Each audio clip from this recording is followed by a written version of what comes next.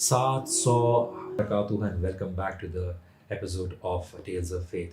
امام Ahmad bin حنبل کے متعلق ہم بات کر رہے تھے اور امام احمد بن حنبل کے بارے میں ہم نے المحنہ جو ان کے اوپر بہت ہی مشکل اور ڈیفیکلٹ ٹائم گزرا اس کے بارے میں بات کی تھی. ہم نے مامون کی بات کی تھی، مامون کس طرح سے جہمیہ اور المعتزلہ کے عقائد سے انسپائر ہو گئے تھے، بلیف سے انسپائر ہو گئے تھے. مامون نے اس بات کو جو اپنا بلیف تھا جس سے وہ انسپائر تھا اس کو مساجد کی گیٹس کے اوپر لکھ دیا تھا کہ اللہ سبحانہ تعالیٰ کی قرآن جو ہے وہ اللہ سبحانہ تعالیٰ کی تخلیق ہے، وہ اللہ سبحانہ تعالیٰ کی مخلوق ہے، اور جو کلام اللہ ہے وہ خلق اللہ ہے. اور اس کو انہوں نے فورس کیا اور تمام امام اور تمام فقہا کو اس ویو کو ایڈمٹ کرنا پڑا، اور اگر وہ نہ کرتے تو ان کو قتل کرنے کا حکم دیا. یہاں تک کہ وہ کوٹ کرتے کہ وَلَا تَقْتُلُوا أَنفُسَكُمْ، کہ اپنی جانوں کو نہ قتل کرو اور اس فتنے کے دور میں اپنے آپ کو اس عقائد کے ساتھ جو ہے سبمٹ کر جاؤ تاکہ اپنی جانوں کو قتل نہ کرو. لیکن امام احمد بن حنبل نے ایسا نہیں کیا. اور امام احمد بن حنبل کے ساتھ ساتھ ایک اور شخص تھے محمد ابن نو، وہ بھی اس صحیح عقیدے کے اوپر کھڑے رہے اور اس رائٹ اوپینین کے اوپر کھڑے رہے، یہاں تک کہ 700 علماء gave up and they submitted to the pressure of Mamun. لیکن امام Ahmad bin Hanbal did not.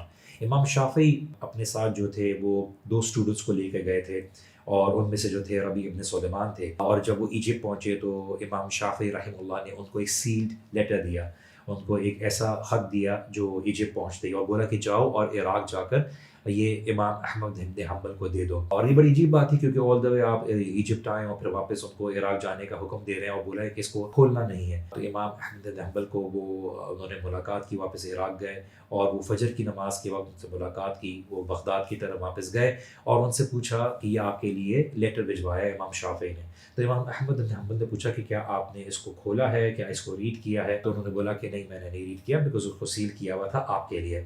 اور جب فجر کی نماز کے بعد جب ان سے ملاقات ہوئی ہے، انہوں نے اس کو لیٹر دیا ہے، تو انہوں نے جب پڑھا ہے تو امام احمد بن حنبل کی شکل کی رنگت بدل گئی.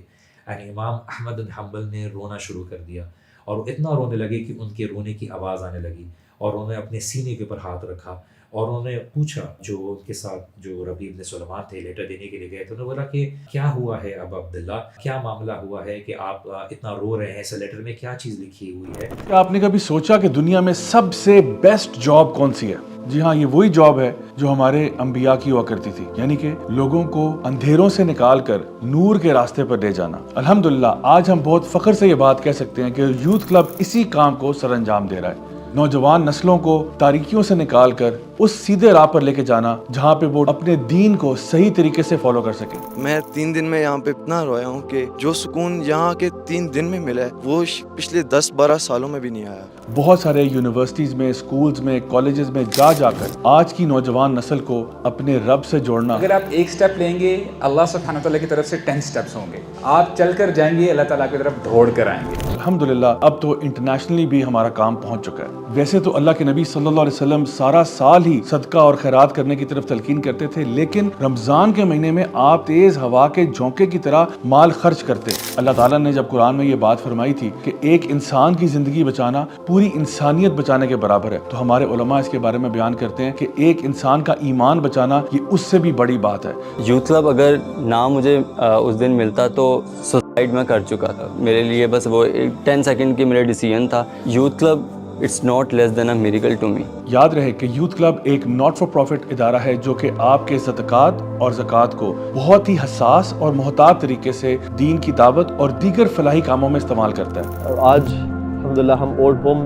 جا رہے ہیں وزٹ کرنے کے لیے. بہت اچھا ایکسپیرینس گیا اس دفعہ. پلاؤ ہوتا ہے جو بڑا اسپیشل قسم کا ہے، روح افزا ہوتا ہے. ٹریفک پولیس والوں کو سیکیورٹی گارڈز کو ہم لوگ کسی نہ کسی طرح سے اپریشیٹ کرنے کے لیے ہر سال نا کھانا ڈسٹریبیوٹ کرتے ہیں. تو آج ہی ارادہ کریں کہ انشاءاللہ اس رمضان کے بابرکت مہینے میں آپ ضرور اس کار خیر میں حصہ دیں گے. اللہ تعالی ہم سب کے نیک اعمال قبول فرمائے. والسلام علیکم ورحمۃ اللہ وبرکاتہ.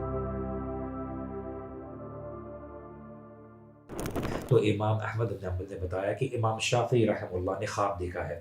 وہ خواب کیا دیکھا ہے کہ انہوں نے دیکھا کہ اللہ کے رسول صلی اللہ علیہ وسلم کے خواب میں آئے ہیں، اور انہوں نے امام شافعی کو بات کہی ہے کہ امام احمد بن حنبل کو بشارت دے دیجئے کہ ان کو آزمایا جائے گا خلق القرآن کے فتنے سے، اور وہ اپنے اس فتنے کے دور میں ثابت قدم رہیں اور انہوں نے ہار تسلیم نہیں کرنی ہے، اور اللہ سبحانہ و تعالیٰ نے ان کے لیے خاص اس میں رحمت رکھی ہے۔ اور یہ جب بات امام احمد بن حنبل نے امام شافعی سے سنی تو انہوں نے رونا شروع کر دیا کہ کیا ان کو واقعی آزمایا جائے گا اس خلق القرآن کی فتنے سے، اور انہوں نے جواب دیا کہ جنہیں جاؤ امام شافعی کو کہہ دو کہ میں آپ کو سلام بھیجتا ہوں، اور رسول اللہ صلی اللہ علیہ وسلم پر بھی سلام ہے، اور یہ کہہ دیا کہ امام شافعی کو بولے کہ مجھے اپنی دعا میں یاد رکھے۔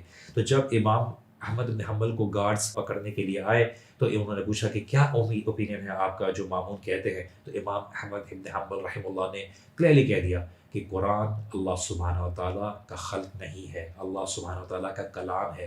تو گارڈ نے وہ یہ بات بولی، ان شورتوں نے یہ بات بولی کہ آپ کو پتہ ہے نا کہ مامون آپ کے ساتھ کیا کریں گے؟ تو امام احمد بن حنبل نے کہا کہ مجھے اس بات کی زیادہ فکر ہے کہ اللہ سبحانہ و تعالیٰ میرے ساتھ کیا کریں گے، اور انہوں نے ان کو چین سے باندھ دیا، ان کے ہاتھ ان کے گردن سے پیچھے باندھ دیے، اور ان کے اوپر تھوکا بھی، ان کو اسپک بھی کیا، ان کو کرس بھی کیا، اور ان کو مامون کے پاس لے گئے۔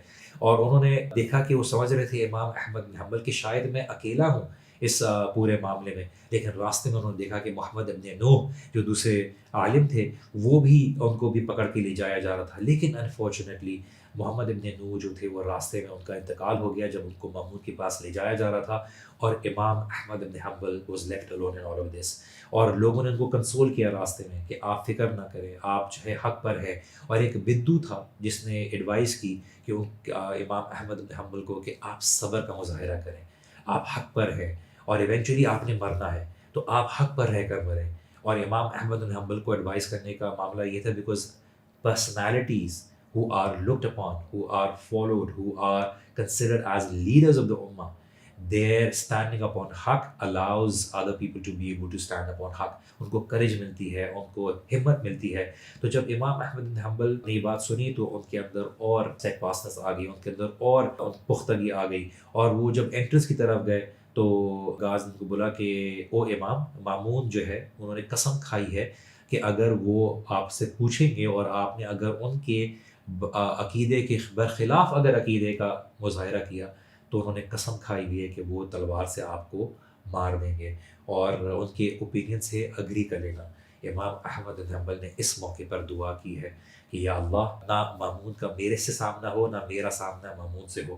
اور وہی رات ہے جب مامون کسی وجوہات کی بنا پر نیچرل کازز سے اس کی ڈیتھ ہو گئی، اینڈ سبحان اللہ دس was how Imam Ahmad bin Hanbal was saved from the فتنہ of Mamun. And later on him ان شاء اللہ تعالیٰ اس کے اوپر مزید بات کریں گے کہ امام احمد بن حنبل کو جیل میں رکھا گیا اور کس طرح سے دس ہول المحنہ کنٹینیوڈ، اور کس طرح سے امام احمد بن حنبل کو ٹرائل کا سامنا کرنا پڑا، but he did not move from his position because he was upon حق and he wanted the entire ummah to stay upon the haq۔ and inshallah تعالیٰ ہم نیکسٹ سیریز میں ملاقات